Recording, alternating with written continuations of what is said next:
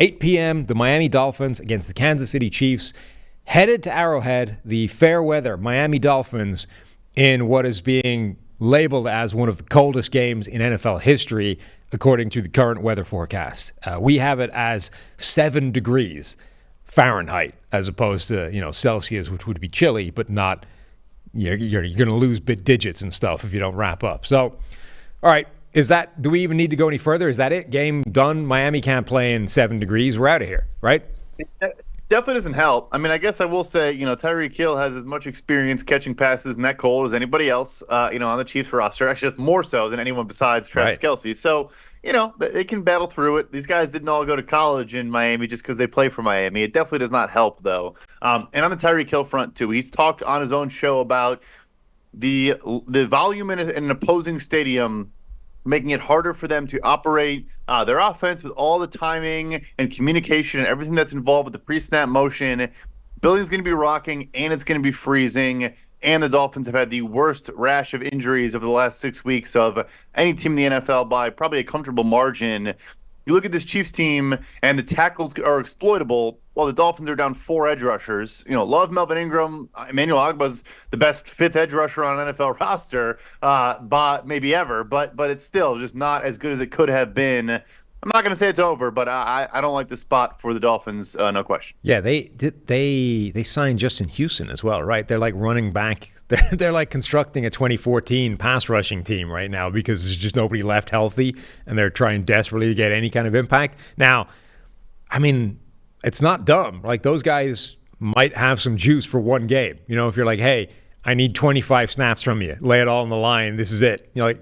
It might work, particularly against Kansas City's offensive tackles, which have been a problem all season long. It's an area they could potentially target. But yeah, they're pretty deep into the depth chart at this point, like losing really significant players late in the season, and are trying desperately to patch it up with just street free agents or veterans that are on their last legs running on fumes. Who knows how that's going to work. Yeah, it's going to be tough. True. I forgot JPP as well. They have a legitimate Pro Bowl caliber 2015 edge group. Which, like you said, I mean, hey, these guys had, like Ingram and Houston in particular, have still had juice, playing 400 snaps a year the last couple of seasons. So, the Waddle thing's interesting to me, too. He's dealing with the high ankle sprain. I know he was close to playing, or they listed him as questionable for the Week 18 game. Obviously did not go, and maybe he goes, but he's a guy where almost the entire season he's off the field for a series or two dealing with some sort of soft tissue ailment or another. And as great as Tyreek Hill is, in this first matchup in Germany, you saw, all right, we're going to put a corner up at the line, bump him off his route, not let him get comfortable or get quick separation and find a void. And then we're going to have safety help over the top in case he does, just blow by whoever the corner is.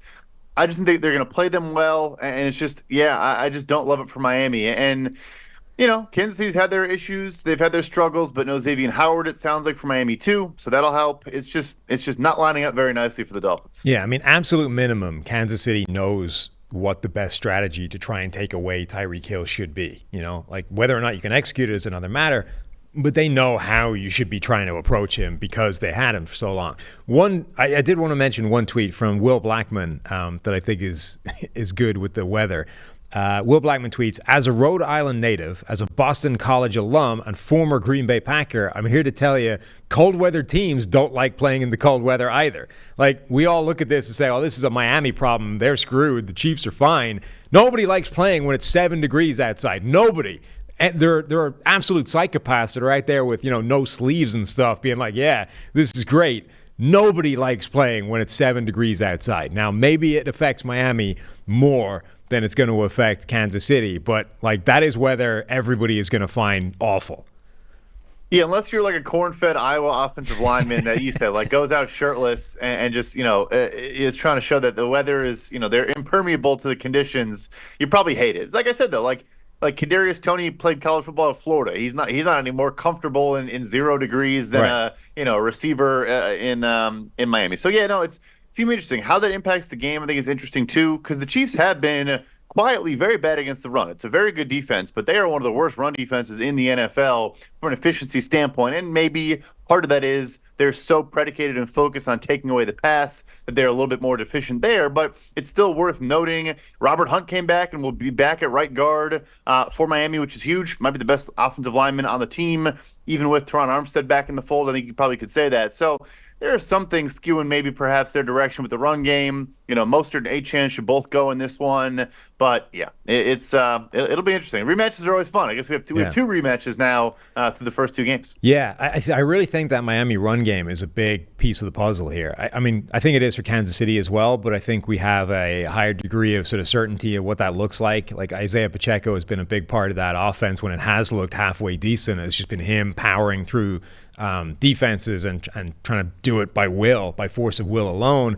Miami's offense, though, the first time they played, way back in whatever it was, week 9, that was without Devin Achane. And Achane looks like he's just going to average 8 yards a carry for his career. It's like Jamal Charles on steroids.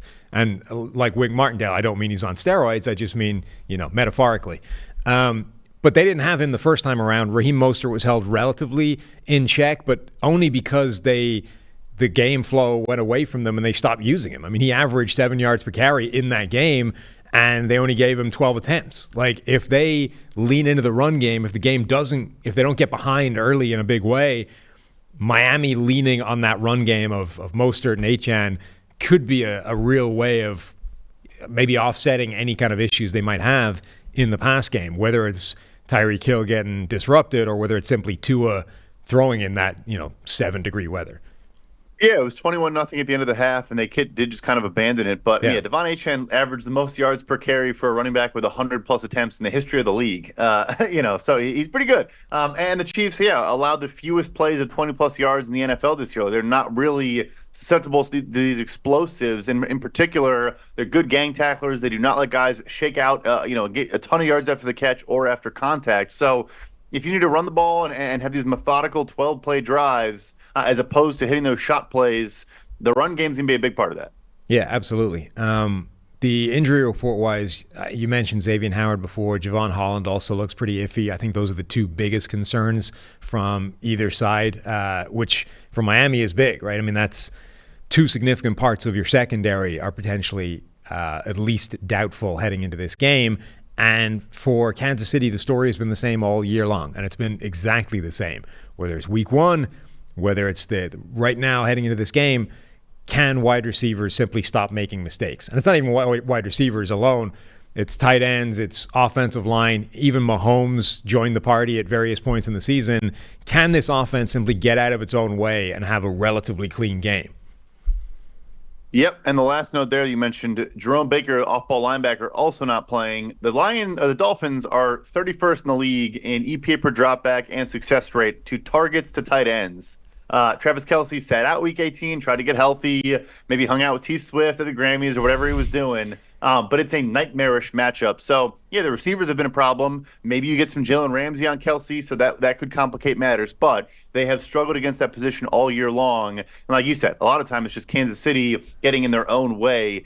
Vic's going to have a plan. Vic Fangio, he's going to dial some stuff up. He'll keep things in front of him, I'm sure. And if Mahomes tries to, take too many shots, he might pick him off a time or two. But I don't love this matchup on that side of the ball either. And I think Kelce is going to have yet another big playoff game, which go look at his playoff stats, folks. He's pretty good come January. Did you see the quotes from Andy Reid on Travis Kelce sitting out that game? There were ones that I saw, the tweet version and never clicked in to find out what the full kind of transcript was. But the tweet I saw said that was Travis Kelce's call, not like the team didn't decide to sit him down. Like Travis Kelce was like, I'm going to sit out this game. That's cool.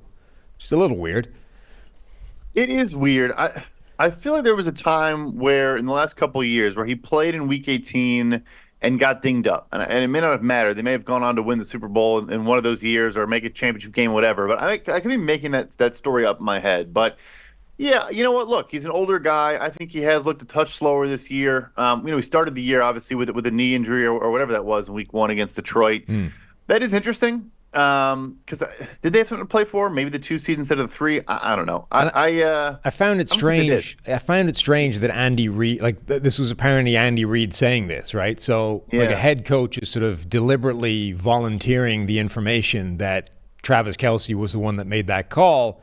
Whether or not there was any like implication there, it's just still slightly strange to me that a guy volunteered that information, right? Like it would Yeah. have been even if he did, like even if it was his call, it seems more likely that Andy Reid would say, team decision, whatever, nothing there, rather than saying, no, that was Travis's call. Just I don't know, It it is just weird. struck me as strange, I don't know why I'm even bringing it up. I didn't click into the article, I didn't see his full comments, so I'm just highlighting that it feels strange to me without really having any point to make at the end of that. Sure. Spreading some misinformation. Why not? Well, not misinformation, simply incomplete information, right? Sure. Go do your own research. It's worked out so well for others. It is weird though that Travis Kelce, he doesn't have a game with more than 10 targets since week 7, and that's one element. Early in the year there were a few games in there where you're like, why do teams still let Travis Kelce win after win after win after win? Well, part of the reason is because it is kind of death by 1,000 paper cuts. It's still better than putting 3 guys on him and then letting the one deep target go over the top, and that's a whole drive's worth of plays right there.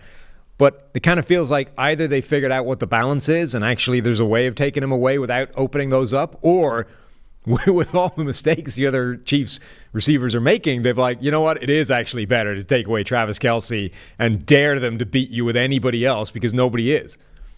And because Rasheed is also the same thing, right? He's Right. also a death by 1,000 paper cuts underneath, fine soft spots and zones, and he's great after the catch. Probably at this point better after the catch than Kelce, but yeah, it's still not going to be some 60-yard bomb over the top of your head. It's going to be a 7-yard route, and then he might add 10 on top of that. So yeah, it's an interesting point. Maybe his evolution can help Kelce get some space though too. But yeah, they both operate middle of the field, intermediate part of the field. That's kind of where they eat.